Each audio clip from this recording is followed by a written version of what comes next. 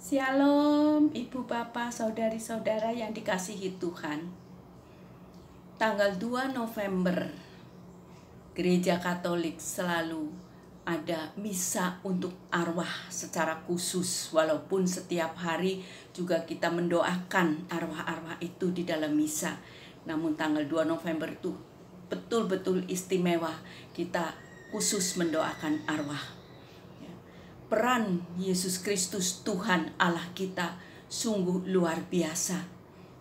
Ketika saya merenungkan dari Roma 14 ayat 9 yang mengatakan, sebab untuk itulah Kristus telah mati dan hidup kembali, supaya ia menjadi Tuhan baik atas orang-orang mati maupun atas orang-orang hidup.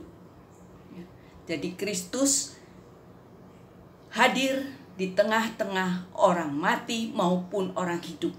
Orang mati sungguh-sungguh masih memerlukan doa-doa dari kita yang hidup.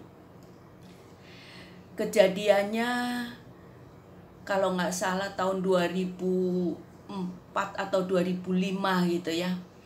Itu ada teman saya dari Kelapa Gading, suaminya sudah meninggal beberapa tahun yang lalu. Kemudian dia SMS ke saya, dia minta tolong didoakan dalam misa arwah tanggal 2 November. Saya tinggalnya di BSD. Nah, ketika pas tanggal 2 November itu saya pergi ke gereja. Saya nggak pernah bawa HP kalau ke gereja. Jadi saya sampai di gereja itu ada pohon ya, pohon dibuat. Nah, nama-nama dari orang yang sudah meninggal ditulis, digantung-gantung di pohon itu. Ketika saya melihat itu sampai di gereja, saya nggak bawa HP, saya lupa namanya siapa ya, suami teman saya itu ya. Aduh, gimana ya Tuhan. Udah saya ambil kertas, saya tulis saja Petrus. Ya, saya lupa namanya, saya tulis saja Petrus, lalu saya cantelin. Ya, saya gantungkan di pohon itu. Kemudian masuk ikut misa. Ya. Nah, di dalam misa saya selalu menyebut, saya tidak bisa membayangkan wajah yang meninggal karena saya belum pernah ketemu, saya belum pernah kenal, ya. Yang saya kenal adalah istrinya. Lalu saya hanya bilang, Tuhan tolong, namanya Petrus, tapi Petrus apa juga saya nggak tahu, dan nama Petrus itu pun saya nggak tahu apa benar apa enggak itu gitu ya, nama baptisnya. Udah, saya hanya sebut Petrus. Selesai misa, ya.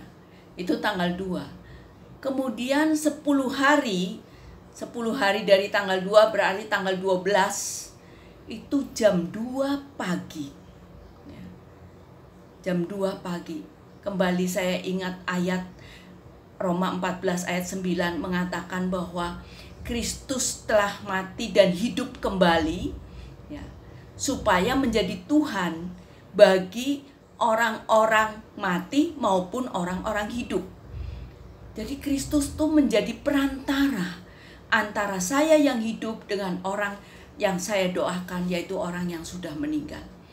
Tanggal 12 November jam 2 pagi saya tidur, lalu saya mendengar ada suara orang mengatakan, saya sebut saja namanya Maria gitu ya.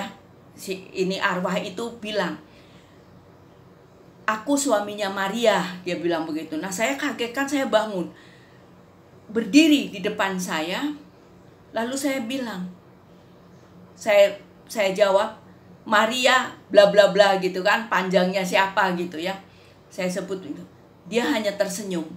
Arwah itu tersenyum, dia pakai kaos, lalu dia tersenyum, saya bengong. Ya, karena saya belum pernah ketemu, saya belum pernah kenal.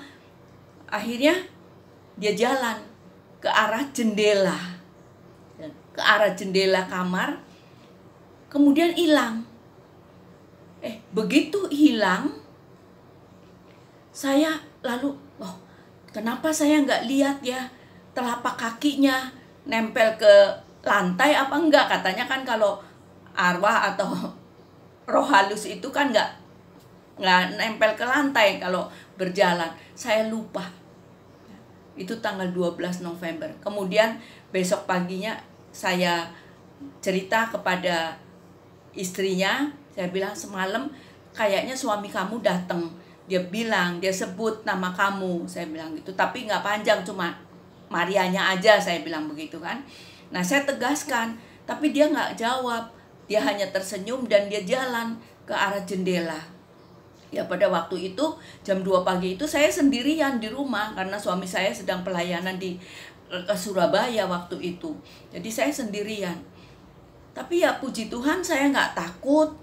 Saya nggak takut, nggak sama sekali nggak takut.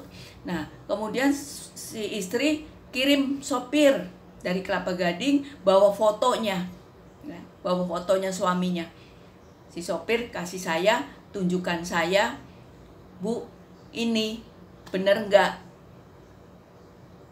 Saya kaget.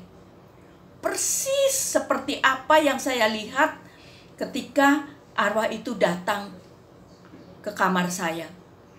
Ya. Dan dia mengatakan dia suaminya gitu. Nah, disitulah saya merasakan bahwa memang firman Tuhan itu hidup. Firman Tuhan itu sungguh luar biasa, menyatakan sungguh-sungguh kehadiran Kristus. Baik untuk orang mati maupun orang hidup, dia menjadi perantara yang luar biasa. Karena dia Allah, dia sanggup melakukan segala sesuatu. Dia sanggup melakukan segala perkara. Karena dialah yang menciptakan kita semua. Jadi doa misa arwah 2 November, walaupun saya sungguh-sungguh lupa namanya, hanya tulis Petrus, ya. Nah, betul atau enggak saya nggak tahu. Namun sebelum saya rekaman, saya telepon dulu kepada istrinya, saya tanya, siapa sesungguhnya nama baptis suami kamu? Saya tanya begitu. Ternyata Petrus. Jadi yang saya tulis yaitu pasti tuntunan Roh Kudus, ya. Orang saya lupa sama sekali. Nah, disitulah Roh Kudus membimbing, Roh Kudus memberikan pengertian kepada kita kalau kita sungguh-sungguh mau dengan hati yang tulus mendoakan seseorang. Ya, baik itu orang yang masih hidup ataupun orang yang sudah meninggal, Roh Kudus akan membimbing kita. Dan Allah kita adalah Allah yang sungguh luar biasa, Allah yang punya kuasa ajaib, ya. Luar biasa Tuhan kita Yesus Kristus. Allah kuasa melakukan segala perkara. Allahku Maha Kuasa. Dia ciptakan seisi dunia, atur segala masa. Allahku Maha Kuasa. Allah Maha Kuasa, atur segala masa, masa hidup, masa mati, Dia yang punya kuasa. Dan saat ini Tuhan Yesus memberkati Anda dan saya, dimanapun Anda, siapapun Anda. Tuhan Yesus memberkati kita semua. Dalam nama Bapa dan Putra dan Roh Kudus. Amin.